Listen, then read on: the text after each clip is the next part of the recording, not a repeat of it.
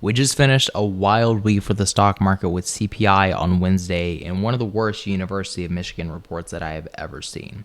And the stock market changed by a whopping 0.25%.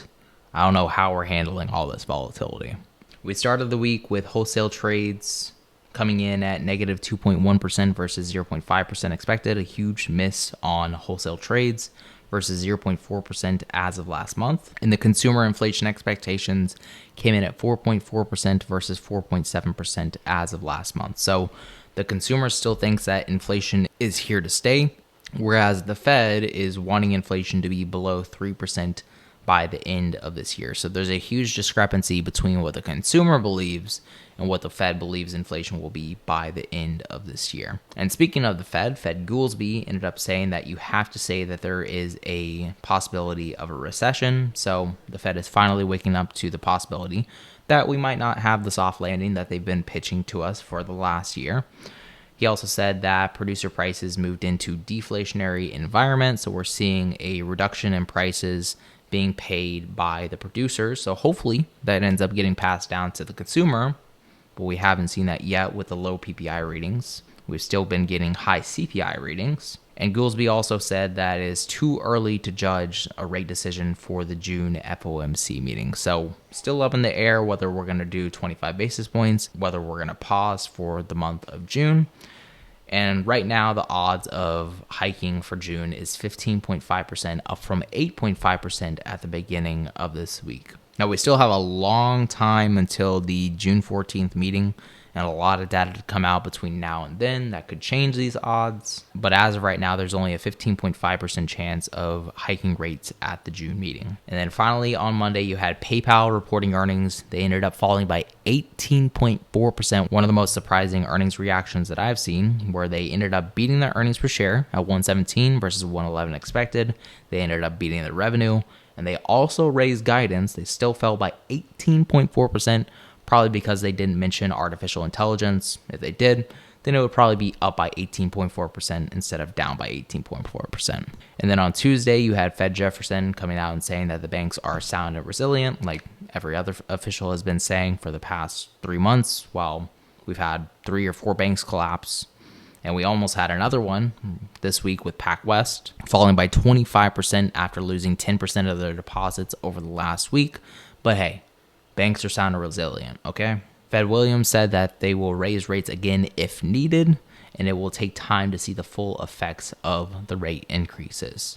And the lag effect really pertains to services for the most part, where it takes about 9 to 18 months for the full effects of rate increases to be felt in the economy. And for services, it's more along the lines of that 18 months. So we're still seeing a lot of services inflation right now, but Fed Williams is saying that probably over the next 6 months, we'll start to see that starting to decline. And then the White House ended up pushing back their debt limit talks again, where they were scheduled to speak on Tuesday. Then they pushed it back to Thursday, and now it's supposed to be over the weekend.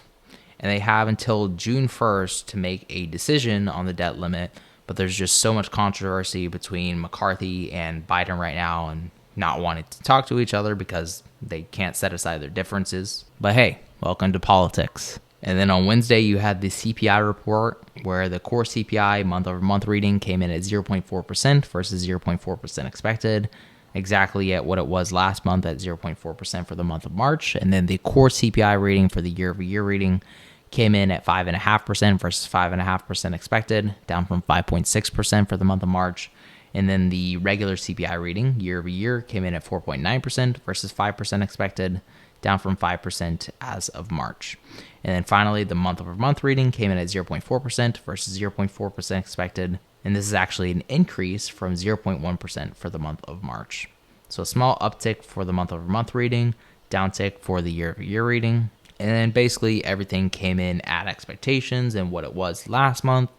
So the stock market ended up going up on this news by about 0.7% in the morning, and then it ended up giving all of that back and then finally recovering by the end of the day, ending up by 0.4%. Also, big news on Thursday, the U.S. one-year credit default swaps are the highest that we have ever seen at 150 versus previous highs at 75 back in 2009 And even in 2011, where we were just about 1 week away from defaulting, the highest that we saw was 50. So everybody is betting on the US defaulting at this point because politicians can't get their shit together. And then finally, on Wednesday, stock-specific news, you had Disney falling by 9.5% after barely missing their earnings at 93 cents versus 94 cents expected. They barely ended up beating their revenue. And the big news, why they fell 9.5%, is because they lost 4 million Disney Plus subscribers. And this is the second quarter in a row that Disney Plus has been losing subscribers. This was supposed to be their growth story, this new technology that they came up with, a subscription service. And now that there's less subscribers, not really much of a growth story anymore. So their stock ended up falling by 9.5% this week. And then Thursday, you had a bunch of data coming out with the continuing jobless claims at 1.813 million versus 1.82 million expected. And this is a small increase from 1.801 million as of last week. The initial jobless claims came in much higher than expected at 264,000 job losses this week versus 245,000 expected. And this is up from 242,000 as of last week. And then we also had the PPI, or the Producer Price Index, coming out on Thursday at 8:30 in the morning, where we had positive 0.2% month over month versus 0.2% expected. And this is an increase from 0% for the month of March. And the core PPI rating for the year over year was 3.2% versus 3.3% expected, down from 3.4% for the month of March. So a small decrease in the year over year reading, an uptick for the month over month reading. And then the regular PPI for the month over month reading came in at 0.2% versus 0.3% expected. So slightly lower than expectations, but up from March, where it was negative 0.4%. And then the year-over-year reading for April ended up coming in at 2.3% versus 2.4% expected. A pretty decent decrease from 2.7% for the month of March. So the price of production is slowing down at least. So this should get passed down to the consumer, but we haven't seen that for the CPI ratings yet. Super frustrating. We're still seeing a ton of inflation throughout the economy. Even after all these rate increases, doesn't really seem to be having much effect.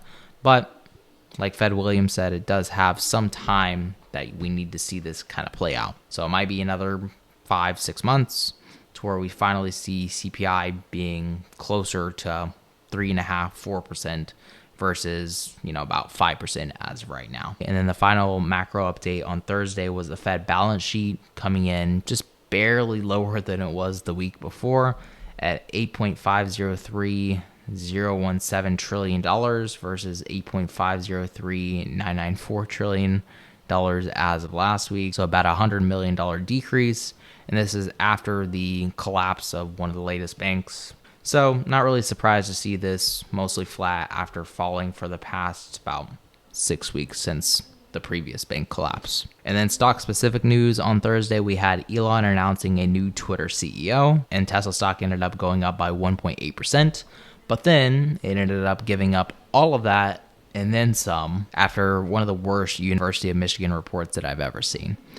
The 5-year inflation expectations ended up going up to 3.2% versus 2.9% expected, up from 3% as of April.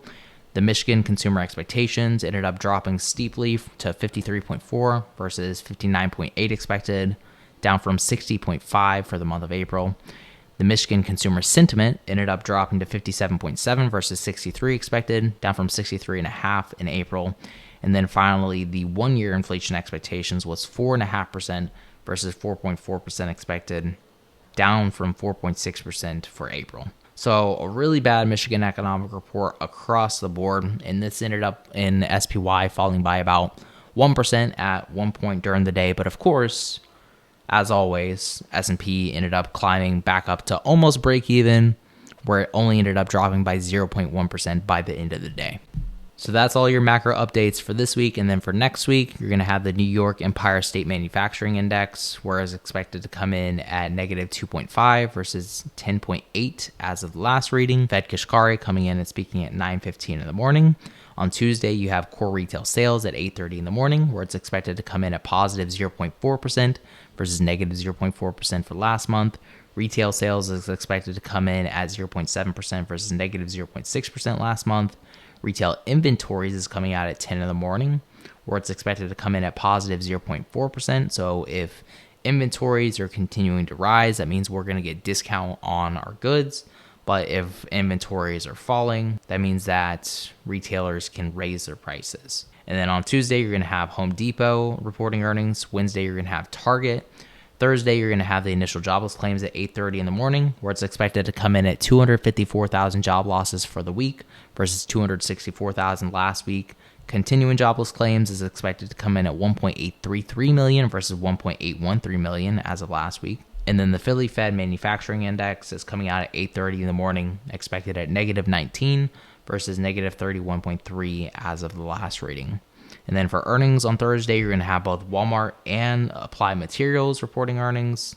I'm going to be watching AMAT and Target for this week. And then on Friday, you're going to have Fed Williams speaking at 8:45 in the morning, and then Papa Powell coming out and speaking at 11 in the morning during market hours. So a lot of volatility to be expected on Friday at 11 a.m. And then again, the stocks that I'm watching for earnings are going to be Target and AMAT, where Target is expected to do 175 earnings per share versus 189 a quarter ago, 219 a year ago, and historically they've done an average of 245 earnings per share for the last 8 quarters. For revenue, they're expected to do $25.36 billion in revenue this quarter versus $31.4 billion last quarter, $24.83 billion a year ago, and over the last 8 quarters, they've done an average of $26.67 billion in revenue.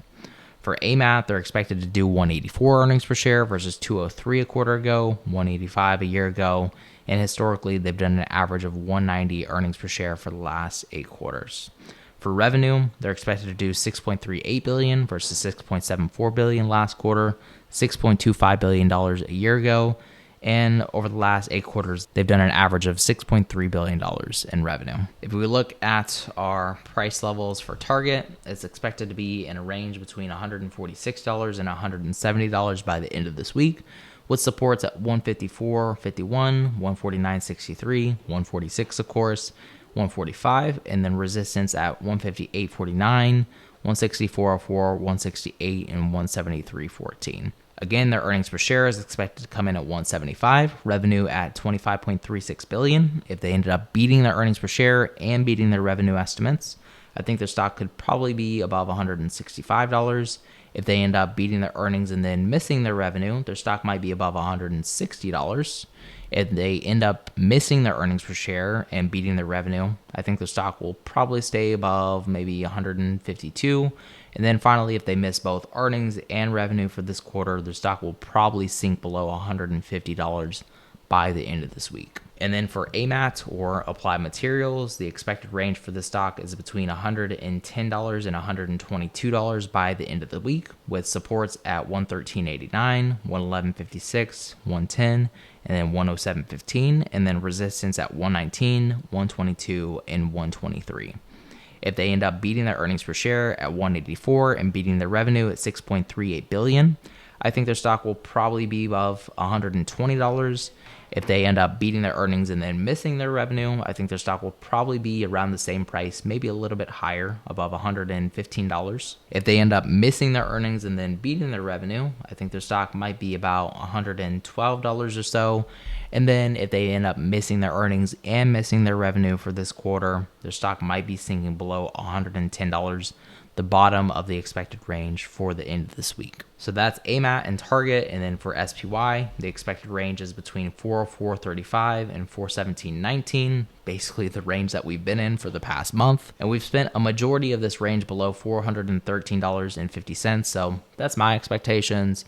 But we do have supports at 408.46, 406, 404.35, resistance at 412, 413.50 of course, 416 and 417.19, and maybe if we do end up going above the top of the range, we could be seeing the Fibonacci level at 418.21, but very doubtful that we'll get that much volatility. It's been very flat for the entire past month. But do keep in mind that this is going to be the monthly expiration for May 19th, so we might see a little bit more volatility on this Friday than what's usually expected.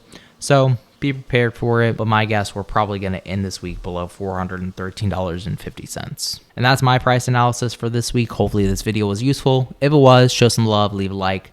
Thanks for making it to the end, and thank you to all my patrons and my channel members for their support. And as always, remember to stay positive, stay green. I'll catch you in the next one. Bye, guys.